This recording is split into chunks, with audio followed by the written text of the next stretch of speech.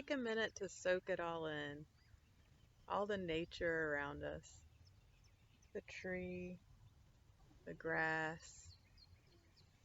Look at the field in the distance, the tree line, and up above the sky and the clouds and the sun. This is what really inspires me, nature, and how we're all interconnected with it. Since I was a little girl, I've always been really connected with nature and found most of my inspiration from it. And as an adult, I've kind of rediscovered that, and especially now through my daughter and her love of nature also. She found a caterpillar the other day and was just so excited about it. And it's one of the themes in nature that inspires me the most is how everything springs back to life in spring. And you've got this sort of resurrection of everything that was dead and dormant during the winter, and it comes back to life in the spring. That's a theme that I've seen over and over in my life as I've struggled with depressions that come and go.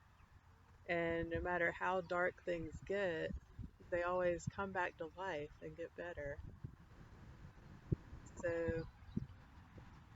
I'm really glad we had this assignment because it got me back outside into nature.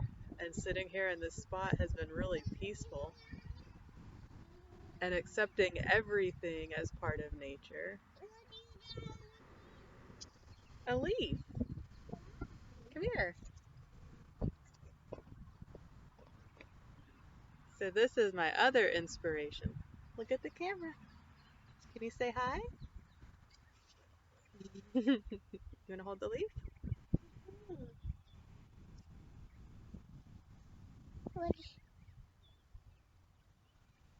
So this is where I find inspiration. Coming outside, examining bugs and leaves. Yeah. And especially sharing that time and that discovery and excitement and inspiration with my daughter.